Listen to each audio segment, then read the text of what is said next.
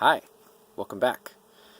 Here we are in the Ironwood Forest National Monument in Arizona, and the sun is setting over here. This is just a beautiful day. One of the things I wanted to do on this trip was see saguaros, which you can see. There are saguaros. They're amazing, beautiful, majestic beings.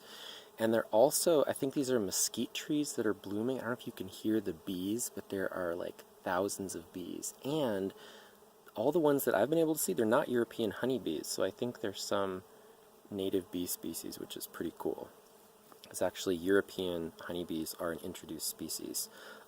They help us out with a lot of our food, so we don't call them invasive, but First Nations people, some First Nations people do consider them invasive. Anyway, side note, so welcome. I want to talk about the ages of mankind that we go through. And this is a topic, I'm going to try really hard not to go down rabbit holes. I have been kind of practicing, taking some notes on what I want to talk about, and it's not a lot of notes, I know, but it's some. I'm moving in the right direction here. And there are so many fun things to go down, rabbit holes to go down, and I'm going to try to not do too much of that. And I was practicing this, and everything was great, and then I actually turn the camera on, and all of a sudden there's a whole bunch of gnats, and there's a little bee. Hi, little bee. You don't want to be on my foot. There's a whole bunch of gnats in my face, so I'm going to be doing this a lot, and that's what that is. So, ages of mankind. In all the ancient cultures, there's a tradition of mankind going through a cycle of ages. And it's interesting, the numbers work out to be between 24 and 26,000 years. That's very consistent.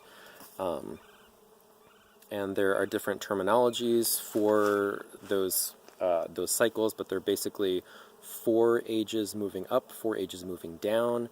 And I'll use the Sanskrit, the yoga terminology. That's what I'm familiar with. That's what I've studied. And I believe that the information around those ages is more complete than what remains from most cultures. So in the Sanskrit word for those ages is the Yugas. And like I said, there are 4 ascending and 4 descending ages. And what creates those ages is simply the fact that the Earth receives more and less consciousness over this cycle of time, this 24,000-year cycle. And I was thinking about it, it's kind of like light. We can think about, like, light is an energy, and the equator receives more light consistently, more directly than the poles. And just because there's more light, and most of the life on Earth depends on light, directly or indirectly, there's so much more life happening at the equator and then dropping off, tapering off as we go towards the poles. And also, because there's so much life, it's easier to have more advanced cultures. It's easier to have a big population center where people are supported and can specialize more and then develop sciences and math and things that lead to like what we consider advanced cultures. And there's just progressively less of that the farther you get away from the equator. So in the same way, consciousness increases on this big cycle, and we're able to do so much more as beings, and that's all beings on the planet, because we're all made out of consciousness. We all have a soul. We're all manifestations of the ocean of spirit, which comes through consciousness, and then the energetic realm, and finally the physical, as I talked about in my last video. So I'll start out the highest age, Satya Yuga, or the age of truth. In this age, it's like the Garden of Eden. Everything is in communion. Everything understands its innate oneness with the Creator and with each other. Peace and harmony reign supreme. Everything is cooperative and supportive. Time and space don't exist. Whoa, time out! It's not that time and space don't exist in Satya Yuga, it's that humankind has overcome the delusion of time and space. They're no longer limiting to humans. And while I have your attention, in this video, the audio and the video get out of sync again, and I thought I'd figure that out, and then apparently this new camera that I have has video stabilization, and that messes it up too, and Adobe hasn't come up with a workaround for that. So anyway, I apologize. It goes out of sync, and then it comes back in sync, and I spent some time trying to figure that out and find a simple way to solve it, and I couldn't. So, sorry. What else about Satya Yuga, Jacob? We don't really know exactly what that looks like, but they say that you can ask, I could ask this mesquite bush here to produce an apple for me, and it could instantly, and then I could eat an apple if I wanted to eat, but I don't even need to eat because I'm just sustaining myself directly from the life force all around me. So that's Satya Yuga. And one of the things that's interesting is people ask about what technology did they have in Satya Yuga, and the great answer is none. They didn't need it. What do they need technology for? They can create, manifest anything with their consciousness, with the cooperation of other beings around them. There's no need to have a device to do any of that for them. They can just travel, just teleport, again, just with their consciousness. They can just dissolve their physical body and create the body wherever else they want it to be at any time and in any space. So there aren't many artifacts from Satya Yuga. And then moving down slightly as consciousness decreases, I'm doing this because it goes both ways on the cycle. So let's say from your perspective, the cycle goes this way. So Satya Yuga, and then descending ages, and then the bottom, and then it ascends back up to the high point. So Satya Yuga, there's an ascending and a descending Satya Yuga, and then an ascending and descending Treta Yuga, or age of thought, age of consciousness. And there is still a tremendous amount of awareness and connection. People start to build things, start to kind of coalesce into cultures. In Satya Yuga, my understanding is that there aren't really cultures because everybody is so free and connected. I can just mentally connect with someone on the other side of the planet instantaneously, or I could just manifest my body on the other side of the planet. Like there are no boundaries. There's no need for any kind of locality necessarily. And so in Treta Yuga, but we do start to see some of that showing up. The kind of the oldest, most ancient cultures that we think of as being distinct cultures are from Treta Yuga. And also, as the age descends, conflict starts to show up in Treta Yuga. And then, as consciousness descends further, we move into Dwapara Yuga, the age of energy. And in the descending cycle, this is... Sorry, I was trying to remember which way was I showing, descending and ascending. In the descending cycle, from your perspective, there is the need to be more solid. There's still the tradition of doing things with consciousness, but it's not. We're not able to just tune in and know exactly how to do things. We have to be taught. There becomes lineages and traditions and schools of teachings, and then not everybody's able to manifest all the same powers as everybody else.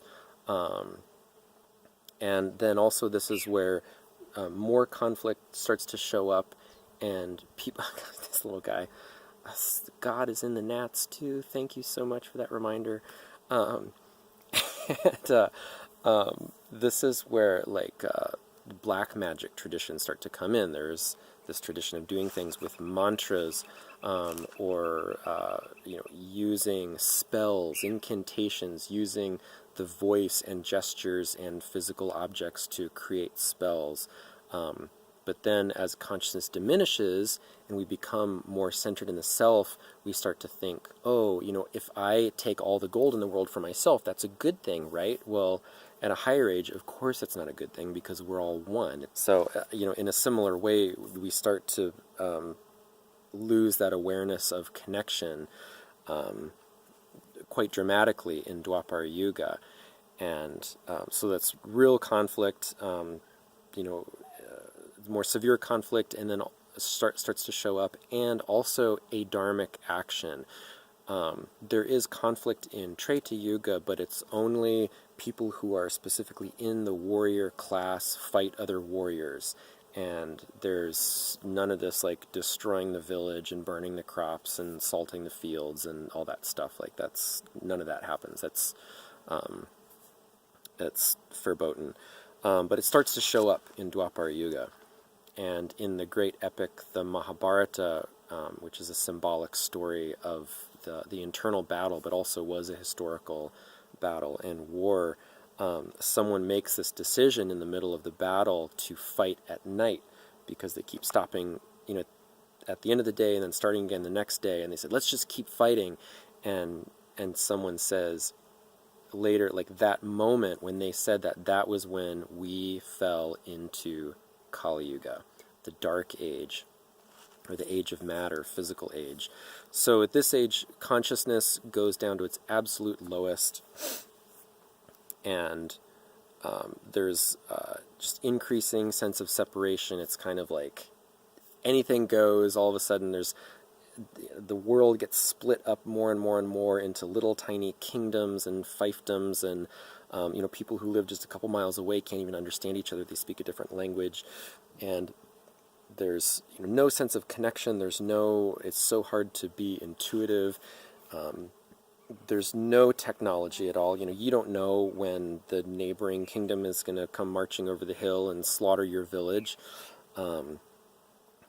And we lose our knowledge of medicines, and people who do maintain a little bit of tradition of like these plants can heal you. Well, they're a witch because we don't understand what they're doing, so it must be bad. So we're going to kill them and make that bad and evil. And it's terrible. It's a terrible time. And so moving up out of that age, gradually consciousness starts to come back in. We get a little bit more art. People are able to coalesce a little bit more into different cultures and support each other. And then as it breaks into Dwapara Yuga, in the ascending age, into energy, our understanding of more subtle energies starts to come into play, into electricity, nuclear energy, magnetism and gravity, which we've just scratched the surface with, and then increasing harmony through Dwapara Yuga, and then into Treta Yuga, again reawakening, being able to do the things that we've been able to do in Dwapara Yuga with technology. Suddenly we realize, well, we can just do that with our mind. And it's said in Dwapara Yuga we overcome the delusion of space, and in Treta Yuga we overcome the delusion of time, and then we break back into Satya Yuga, and we're back in this blissful reality. But it's said that it's difficult to make spiritual progress in Satya Yuga in the high ages because everything's so wonderful. We're completely taken care of. There are no threats. People who incarnate at that age have a much higher awareness than people that are incarnating on the planet right now. But it's hard to remember and like stay focused to like keep working. That like even having Satya Yuga consciousness is not the same thing as being fully awakened, and it's gonna still take work at that level. So, as you probably guessed, we are just in this, we just have broken into Dwapara Yuga. We're in ascending Dwapara Yuga, the age of energy. And between each age is a transition period.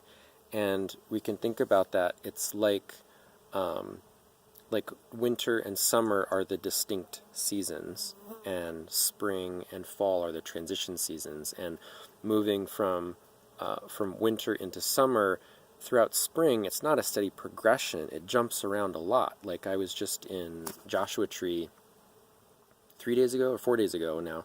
The high was 59, and that was at the Southern Ranger Station. That's in the hot part of the park. Where I was, it was colder than that, and that was the high that day. It was cold and rainy, and I was wearing my down coat and my rain jacket in Joshua Tree in Southern California in the desert.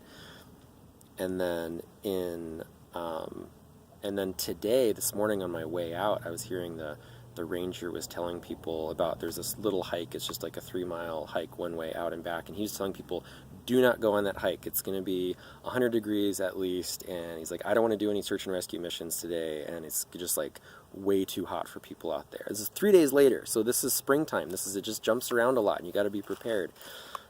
In the same way, we're in this transition from Kali Yuga into Dwapara Yuga, and there are still a lot of people with the consciousness and businesses, corporations, energies. The traditions in our culture come from Kali Yuga. They come from this old consciousness of take everything for ourselves and do whatever we need to do to anybody else. It doesn't matter. All's fair in love and war and everything else, because screw you guys, you're different, and I'm going to get everything that I want for myself. There still is a lot of that energy, unfortunately, on the planet. And I always think about it with, there's that, like, sometimes you'll see it on a mug or a sticker or something that says, coffee, do stupid things faster with more energy. That's exactly where we're at right now. We're in this early Dwapara Yuga, this age of energy, and we have all these unfortunate habits and patterns and traditions and tendencies from the physical age, but now we've got so much energy, like we've got the internet and we've got nuclear bombs, so if we want to, wipe our neighbors out, we just push a button and they're gone off the map.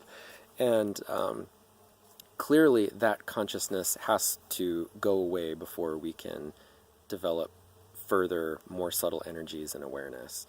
And that has been very helpful for me to have compassion for what's going on with the planet right now, and also to have hope for what's going on, because this transition period will end. We're kind of towards the end of this transition. It started like with the Renaissance, when art started to show back up, and there was some higher thinkers in the sciences too.